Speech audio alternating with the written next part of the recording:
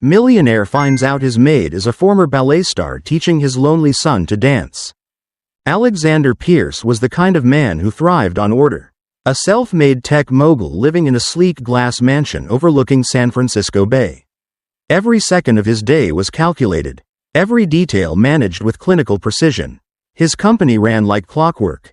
His home was spotless, and his 11-year-old son, Ethan, followed a carefully structured routine from sunrise to bedtime. Control, to Alexander, wasn't just a habit, it was survival. After losing his wife 3 years ago, he buried himself in routines, believing that stability would protect Ethan from chaos, from grief. But on one seemingly ordinary afternoon, as he walked past the expansive windows of his modern home, that illusion shattered. Through the glass, Alexander froze. In the backyard, Ethan was dancing, awkwardly, joyfully, and he wasn't alone. Standing beside him, guiding his every movement with unexpected grace, was the new housekeeper, Rosa. She had only been with them for 5 months. Quiet and efficient, someone Alexander barely acknowledged beyond a nod. But now, she was center stage in a moment that didn't belong in his spreadsheet life. Ethan laughed, really laughed, and something inside Alexander clenched. It was a sound he hadn't heard since the funeral. In that instant, all his carefully built walls cracked. What was happening? Who was this woman? And how had she reached a part of his son that he, despite all his efforts, had failed to touch? The scene before him wasn't chaos. It was something else entirely, something warm, alive, and deeply unfamiliar, and Alexander couldn't look away. It was supposed to be just another afternoon. Alexander Pierce had just wrapped up a back-to-back string of investor calls and was on his way to the kitchen for a quick espresso when something outside the living room window caught his eye. He stopped mid-step, his gaze drawn toward the wide, floor-to-ceiling glass panels that overlooked the back garden. What he saw made him freeze. There, in the golden haze of the late California sun, was his son Ethan, dancing. Not running, not playing soccer like he used to before the accident, but dancing. His movements were unrefined, a little clumsy even, but they were full of something Alexander hadn't seen in years: life, laughter, lightness. And standing beside him, mirroring his steps with striking poise, was Rosa, the housekeeper. The woman he had barely exchanged more than 2 sentences with since she'd started working for them half a year ago. She was guiding him gently, step by step, her hands sometimes reaching out to steady him.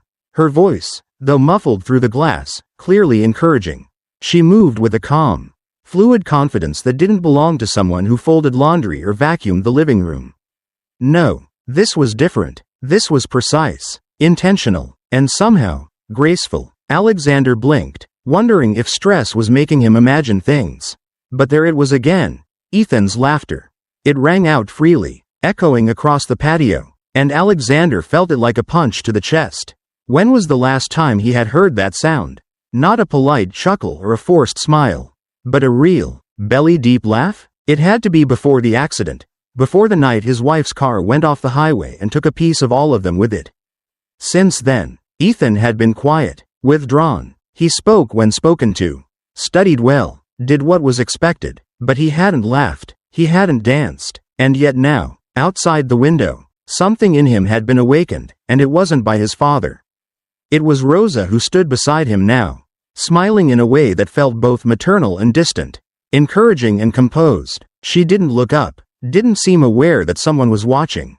She was focused entirely on Ethan, correcting his stance with a soft gesture, clapping her hands in rhythm, urging him forward. Alexander's jaw tightened. 100 questions swirled in his mind. Why was the housekeeper dancing with his son? Who had taught her to move like that? Why hadn't anyone asked his permission? But underneath all the questions was a colder, more bitter question. How had she gotten through to Ethan when he couldn't? He took a step closer to the glass, eyes narrowing, and for the briefest moment, Ethan turned. Their eyes met. The boy's smile faltered, not in fear, but in hesitation. It was as if he had been caught doing something forbidden, something fragile that might break under scrutiny. Rosa noticed too. She straightened slowly, her hand resting gently on Ethan's shoulder. She didn't flinch, didn't look guilty. Her expression was unreadable, calm. Alexander stared back, trying to make sense of what he was seeing. He wanted to be angry, wanted to demand answers, but instead, all he could feel was off balance. This wasn't part of the plan.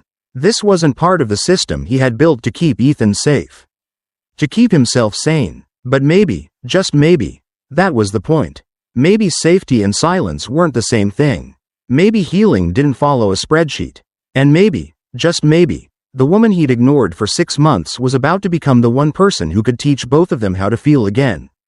Alexander couldn't shake what he'd seen. Even hours later, back in his office surrounded by glowing screens and financial reports, his mind kept returning to the scene in the garden. Rosa's movements weren't casual or playful. She wasn't merely humoring a child. No, what he saw out there had structure, discipline, purpose. Every step she took had intention. Every adjustment she made to Ethan's posture came from experience, not instinct. She moved like someone who knew exactly what she was doing. That's what disturbed him most. She wasn't just a maid.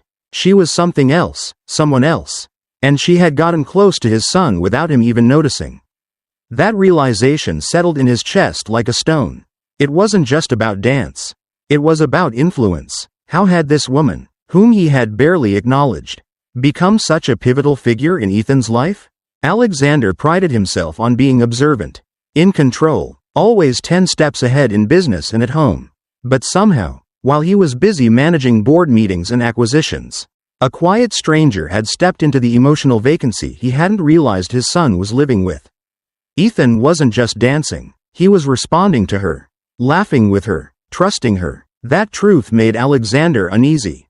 It wasn't jealousy. Exactly. It was something more primal. A discomfort rooted in the idea that someone else had reached a part of his son that he, the boy's own father, could not. He opened Rosa's file on his tablet, scanning for anything out of place. Name: Rosa Delgado. Age: 30. No criminal record. Solid references. Hired as a live-in housekeeper. Nothing suspicious. Nothing to justify this gut-deep feeling that something wasn't adding up. Still, the image of her dancing, so precise, so fluid, kept looping in his mind like a puzzle he couldn't solve. He tried to rationalize it. Maybe she took dance lessons once. Maybe she learned from YouTube. But no matter how he spun it, her movements had the sharp elegance of a trained performer, not an amateur. That kind of control didn't come from a hobby. It came from years of sacrifice, repetition, discipline. The very things Alexander understood deeply from his own rise in the tech world. That parallel unsettled him even more. He stood and paced the room, trying to shake the growing unease. He didn't like variables in his house. Everything had a role. Everyone had a place. Rosa was supposed to clean, cook, stay quiet. She wasn't supposed to be guiding Ethan into something new, something vulnerable. And yet, she was. And Ethan, his careful, reserved son, was letting her. That alone was enough to throw Alexander off balance. It meant there was more happening beneath his roof than he realized. And that, to a man who built his life on control, was intolerable. He decided he needed answers. Not assumptions, not guesses, truth. Because whatever this connection was between Rosa and Ethan, it was growing. And if there was more to her story, he intended to find out exactly what it was. Alexander didn't wait until morning. The moment the house settled into silence, and the last flicker of daylight faded beyond the hills, he left his office and headed straight to the kitchen. He found Rosa there, just as he expected, her sleeves rolled up, quietly rinsing vegetables under warm water. The soft hum of the faucet was the only sound between them until she looked up. Sensing his presence, "Mr. Pierce," she said calmly, drying her hands on a towel. "Is there something you need?" Alexander didn't answer right away. Instead, he placed his phone on the counter, the screen glowing with a paused news article, an old photo of a young ballerina. Arms raised mid-pirouette, frozen in time. Her name, Rosa Delgado. For the first time since she had stepped into his home, he saw her composure waver. The flicker in her eyes was brief. But it was there: recognition, surprise, and maybe resignation. "You've been searching for me," she said softly, not denying it. Alexander folded his arms across his chest. "I don't like secrets in my house." Rosa lowered her gaze for a beat, then met his eyes again. Steady this time. "I didn't think it mattered. I never planned to dance again." "But you did," he replied sharply. With my son. Her lips pressed together. Because he asked me to. Why didn't he ask me? Alexander demanded, more hurt in his voice than he intended. Rosa didn't flinch. Maybe because he didn't think you'd listen. The words landed like a slap. He stepped back slightly, jaw tightening. You overstepped. I helped. She corrected, her voice firm, but not confrontational. He didn't need a professional. He needed someone to say yes. Alexander's throat tightened, caught off guard by how much those words stung. He's my son, he said quietly. And yet, Rosa replied, you had no idea he wanted to dance. Silence filled the space between them, thick and uncomfortable. Alexander looked away, suddenly unsure of what he'd come here to accomplish. He had expected excuses or even defiance. What he found instead was clarity, and it unnerved him. Rosa wasn't defensive. She wasn't apologizing. She was just stating the truth. Calmly, fearlessly. That unnerved him more than anger ever could. You should have told me, he said after a long pause. He should have told me. He didn't know how, she said gently. He's just a boy trying to find a reason to smile again. Alexander turned back to her, studying her face. There was no trace of manipulation or pride, only quiet resolve. The kind of resolve that comes from someone who's lost something too. Why you? He asked finally. Why would he open up to you? Rosa inhaled deeply before answering. Because I listened. Because I saw him. Not the grades. Not the schedule. Not the expectations. Just him. Alexander didn't respond right away. He thought about all the times he'd checked off boxes. Made sure Ethan had tutors, doctors, security, but never asked him how he was really doing. Maybe Rosa had done something simple. Something he'd forgotten how to do. She paid attention. I'm not trying to take your place, she added, her voice softer now. He still looks for you. He still wants you to see him. That last line cracked something in Alexander's chest. He didn't want to admit it, but part of him had pulled away after the accident. Not because he stopped loving Ethan, but because loving him hurt too much. It reminded him of her, of everything they lost, and maybe, in retreating into structure, he'd missed the one thing that mattered most, connection. When he looked at Rosa again, he no longer saw a housekeeper. He saw someone who had stood in the gap he had left wide open. Someone who had stepped in, not for praise or payment, but simply because a boy needed a reason to move again. You're not a maid, he said quietly. Rosa gave a faint smile. Not when I dance. No. Alexander let out a slow breath, the weight of everything pressing against his chest. So what now? She shrugged lightly. Now, he decides if he wants to keep dancing. That choice belongs to him. And in that moment, Alexander realized the truth wasn't complicated. It wasn't about roles or authority or who had the right to do what.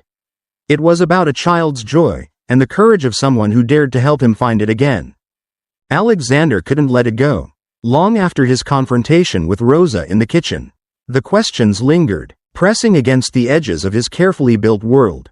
There was something about her, something in the way she carried herself when she danced with Ethan, in the quiet authority she held when she spoke, that refused to leave his mind.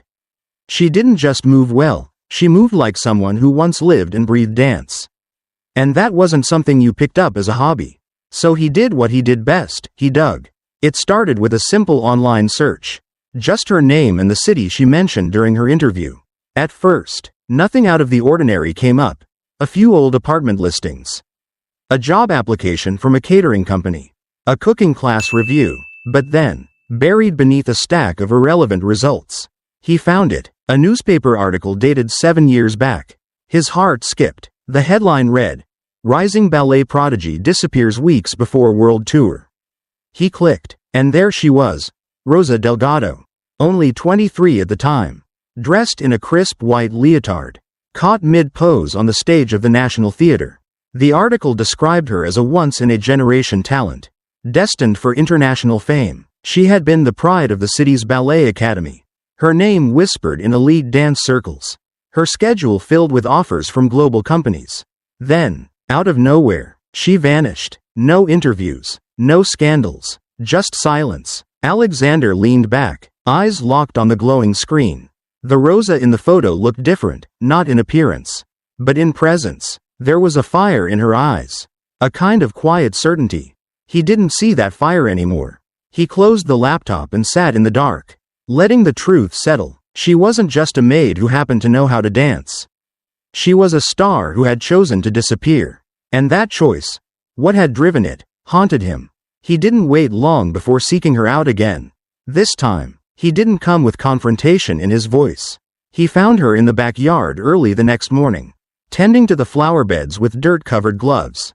"You were extraordinary," he said quietly, phone in hand, article still open. She looked up slowly, eyes guarded. "I was," she replied. "Not anymore." He stepped closer. "What happened?" Rosa paused, taking a breath. "His name was Marco. He was my fiancé. We danced together since we were kids, trained side by side.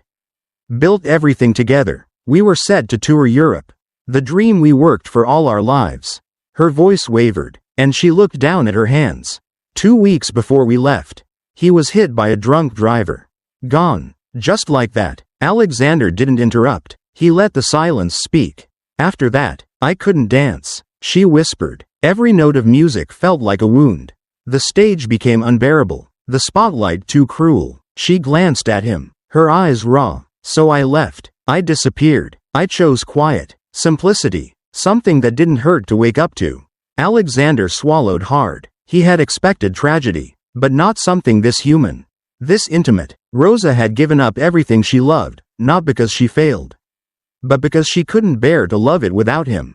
And now, after all these years, she had let that part of herself resurface, not for herself, but for Ethan. When Alexander confronted Rosa again, this time without accusation, without control, there was no defensiveness in her posture, no attempt to twist the truth or soften it. She simply stood there, her hands clasped in front of her, eyes steady, and told him everything. "I didn't teach him to compete," she said quietly, almost gently. "I taught him to feel." Alexander, standing across from her in the quiet of the early morning light, frowned slightly, confused by the simplicity of her answer. "Why?" he asked. "Why him?" Rosa took a breath, her voice steady but full of weight. "Because when I look at Ethan, I see someone who's forgotten how to be a child. Someone who walks through the day like it's a checklist. Someone who smiles only when he thinks someone expects it. And I know that feeling too well." She looked down for a moment, then back up. "After Marco died, I stopped dancing. I stopped everything. But what hurt the most wasn't the silence, it was forgetting how to feel anything at all." Alexander didn't speak, he just listened. And for once, he truly heard. "The first time Ethan asked me about dancing," she continued, "he didn't even say the word. He just stood by the kitchen door while I hummed an old ballet tune and asked, 'What is that?' And when I told him, he said he liked how it made him feel inside. Not happy, not sad, just alive." Rosa smiled faintly, though there was pain behind it. "So I showed him a few steps. Not to make him a dancer. Not to fix him. Just to give him a way back to himself." Alexander looked at her, something sharp twisting in his chest. He thought he had done everything right, provided tutors, safety, structure, but never once had he asked his son how he felt. Never once had he thought that healing might not come from logic or routine, but from a rhythm, a melody, a movement that reached past words. "He laughs when he dances," Rosa said, almost as if to herself. "He forgets the weight he's been carrying. And maybe, just maybe, he remembers what it's like to be a boy again." Alexander turned away slightly, the ache in his throat unfamiliar. In that moment, for the first time, he saw the full picture, not of his house, or his wealth, or his plans, but of his son, a boy who had been surviving, not living. And it took a stranger, no, not a stranger anymore, to help him see what he should have noticed long ago. Rosa didn't just teach Ethan how to move, she gave him permission to feel. It happened one evening, just after dinner. The sky outside was painted in deep orange and fading blue, and the house was quiet except for the occasional clink of silverware. Alexander sat at the head of the long oak dining table, scrolling through work emails on his tablet while Ethan sat across from him, pushing peas around his plate. There was a tension in the room, not heavy but charged, as if something unsaid had been building for days. Finally, Ethan put his fork down and sat up straighter. His hands were shaking slightly, but his voice, when it came, was steady. "Dad," he said, "I want to compete." Alexander looked up slowly, his brows narrowing. "Compete? In the regional dance tournament?" Ethan clarified. "Rosa thinks I'm ready. And I do too." For a long moment, Alexander didn't respond. His eyes searched his son's face, looking for signs of impulsiveness, immaturity, a phase. But what he saw instead was something rare. Determination, confidence, a spark he hadn't seen in years. Still, the old instincts kicked in. "Competitions aren't games," he said evenly. "They're pressure, discipline, failure. You don't just walk in and twirl around. You get judged, criticized, you lose." Ethan didn't flinch. "I know. And you're okay with that?" "I'm not doing it to win," Ethan said. "I'm doing it because it makes me feel alive. And I want to see how far I can go." Alexander leaned back in his chair, processing the words. He could still remember the version of his son from a year ago, quiet, withdrawn, drifting through each day like a ghost. Now, that same boy was sitting upright, eyes clear, voice strong, asking to take a risk. That mattered. "If you're going to do this," Alexander said finally, "you do it properly. That means no shortcuts, no slacking. You train hard. You commit." Ethan's face lit up, and the smile that spread across it was so wide, so genuine, it knocked the air from Alexander's lungs. "I will," the boy promised. "I really will." That night, Rosa found Alexander standing by the kitchen island, staring out the window into the dark backyard. She didn't ask why he was there. She already knew. "You knew he'd ask," Alexander said without turning. "I suspected," Rosa replied. "You think he's ready?" he asked. Rosa set down the towel she was holding and crossed her arms. "He has the passion. The rest, technique, stamina, that will come. But what he has now, that hunger, you can't teach that." Alexander nodded slowly. "If he does this, he'll face disappointment. He might fail." Rosa didn't hesitate. "Or maybe you're the one who's afraid he will." Her words weren't cruel, just honest. And for once, Alexander didn't fight them. "Fine," he said. "If we do this, we do it right. You train him like a professional. No holding back." Rosa gave the faintest smile. "I never planned to go easy on him." And so, the next morning, the training began. The transformation was almost surreal. In the kitchen, Rosa had always been quiet, graceful, almost invisible, measured in her movements, soft in her tone. But in the dance studio that Alexander had converted from an unused guest room, she became someone entirely different. Gone was the gentle housekeeper. In her place stood a woman with fierce focus, a commanding presence, and the kind of sharp, exacting energy that only came from years of training under pressure. "Again," she said, her voice firm but never harsh. "You missed the rhythm by half a second." Ethan, sweat dripping from his brow, didn't complain. He nodded, adjusted his posture, and tried again. His body moved with effort. Not yet with ease, but it moved. Alexander stood just outside the door, unnoticed, watching the scene unfold like a man observing another world he didn't quite belong to. Rosa circled Ethan slowly, tapping his shoulders, repositioning his feet, adjusting his arms. "Don't dance to impress," she told him. "Dance to express. If I can't feel it, the judges won't either." Ethan nodded again, pushing through exhaustion, determination flickering in his eyes. The boy who once hesitated to speak at the dinner table now stood tall, unfazed by criticism. There was no quitting in him. And Alexander saw it, clearly now. Something was shifting inside his son. He wasn't just dancing, he was changing. Rosa didn't coddle him. She didn't sugarcoat. If his posture was off, she corrected it. If his timing slipped, she made him repeat it. Again and again. "One more time," she would say. "And this time, don't just count the beats, feel them." Every session pushed Ethan further. And every time he stumbled, he got back up faster. Alexander, at first skeptical about the intensity, had quietly considered stepping in, telling Rosa to ease up. But the look in Ethan's eyes every time he finished a set, flushed, breathing hard, but proud, made him stop. This wasn't punishment, it was purpose. And his son was owning it. Days turned into weeks. The routines grew harder. The hours stretched longer. Rosa brought in music with faster tempos, introduced combinations that required precision and control. She trained him not just to move, but to think like a dancer. You have to live the movement, she told him. Technique alone won't get you through the performance. You need heart. And Ethan listened. More than that, he absorbed. He began waking up early, stretching on his own before practice. He studied videos Rosa gave him, asked questions, pushed himself. Alexander, watching all this unfold from the sidelines, felt something stir in him. Pride. Yes, but something deeper too. Admiration. Not just for Ethan, but for Rosa, for the way she demanded more from his son. Not because she wanted to see him succeed, but because she believed he could. One evening, after a particularly grueling session, Ethan collapsed on the studio floor, gasping for breath, his shirt soaked with sweat.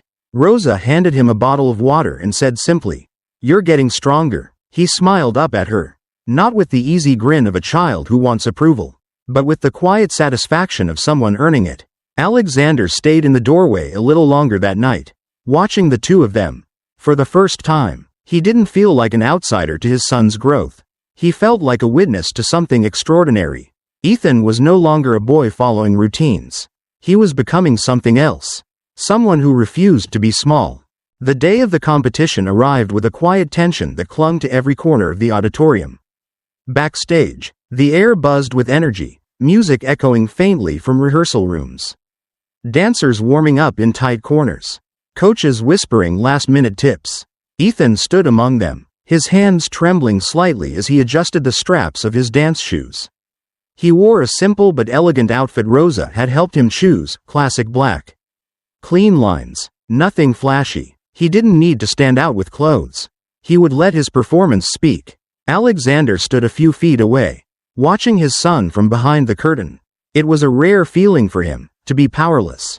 For once, there were no spreadsheets to fix, no deals to negotiate. His son was about to walk onto a stage, and all he could do was watch. Rosa was at Ethan's side, calm and collected. She placed a gentle hand on his shoulder and whispered, "Breathe, you've done the work, now just dance." Ethan nodded, eyes scanning the crowd as he stepped forward. He paused, his gaze catching Alexander's. For a moment, father and son just looked at each other, no words, no pressure. Alexander gave a small, firm nod. "Go," he mouthed. Ethan stepped into the lights. The stage was huge, the silence deafening. For a split second, doubt crept in, but then the music began, and his body moved, fluid, certain, alive. Each step carried months of effort, of sweat and bruises and repetition.